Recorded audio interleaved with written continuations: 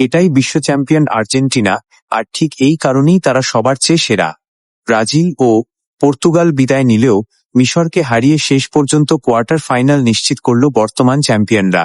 যদিও লিওনেল মেসির আর্জেন্টিনার বিপক্ষে মোহাম্মদ সালাহর নেতৃত্বাধীন মিশর দারুণ লড়াই করেছিল। টানটান উত্তেজনার এই ম্যাচে শেষ পর্যন্ত মেসিদের জাদুকরী পারফরম্যান্সেই জয় ছিনিয়ে নিল আর্জেন্টিনা। ম্যাচ শুরুর আগে থেকেই এক অদৃশ্য চাপের মুখে ছিল আর্জেন্টিনা, যা মাঠের খেলায় ছিল স্পষ্ট। প্রথমার্ধের শুরু থেকেই বল পজিশনে আধিপত্য ছিল মিশরের। আক্রমণের ধার এবং গোল করার প্রবণতা সব দিক থেকেই তারা এগিয়ে ছিল। ম্যাচের 15 মিনিটের মাথায় মারওয়ান আত্তিয়ার দুর্দান্ত এক ক্রস থেকে ইয়াসির ইব্রাহিম হেডের মাধ্যমে গোল করে মিশরকে এগিয়ে দেন। সমতায় ফেরার মোক্ষম সুযোগ এসেছিল আর্জেন্টিনার সামনে।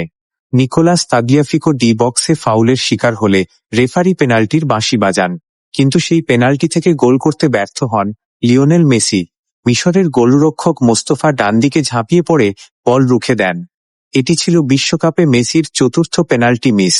এরপর অ্যালেক্সিস ম্যাকঅ্যালিস্টার ও হুলিয়ান আলভারেজ গোলের চেষ্টা করলেও মিশরের রক্ষণভাগের দৃঢ়তায় পিছিয়ে থেকেই বিরতিতে যায় আর্জেন্টিনা। তৃতীয়ার্ধের শুরু থেকেই গোল শোধ করার লক্ষ্যে মরিয়া হয়ে ওঠে আর্জেন্টিনা। তবে রদ্রিগো দি পলের একটি শক্তিশালী প্রচেষ্টা আবারও রুখে দেন মিশরের গোলরক্ষক মোস্তফা। 58 মিনিটে মোহাম্মদ সালাহর সহায়তায় মোস্তফা জিকু বল জালে জড়ালেও ফাউলের কারণে রেফারি গোলটি বাতিল করেন, যা নিয়ে মাঠজুড়ে তৈরি হয় বিতর্ক। তবে 67 মিনিটে হাইশেম হাসানের সহায়তায় মোস্তফা জিকু আবারও গোল করলে মিশর 2-0 ব্যবধানে এগিয়ে যায়।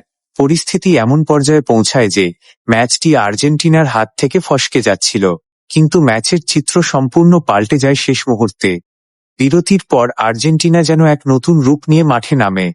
৭৯তম মিনিটে ক্রিস্টিয়ান রোমেরো গোল করে ব্যবধান কমান। এর কিছুক্ষণ পরেই লিওনেল মেসির জোরালো শটে সমতায় ফেরে আর্জেন্টিনা। আর ম্যাচের একেবারে শেষ মুহূর্তে এনজো ফার্নান্দেসের অসাধারণ গোলে ৩-২ ব্যবধানে অবিশ্বাস্য জয় নিশ্চিত করে ডিফেন্ডিং চ্যাম্পিয়নরা। যদিও পুরো ম্যাচ জুড়েই রেফারির সিদ্ধান্ত নিয়েছিল নানা বিতর্ক। আমাদের আজকের এই প্রতিবেদনটি আপনাদের কেমন লাগলো তা অবশ্যই কমেন্ট করে জানান। ফুটবলের এমন আরও নিত্যনতুন আপডেট পেতে আমাদের চ্যানেলটি সাবস্ক্রাইব করে বেল আইকনটি চেপে রাখুন।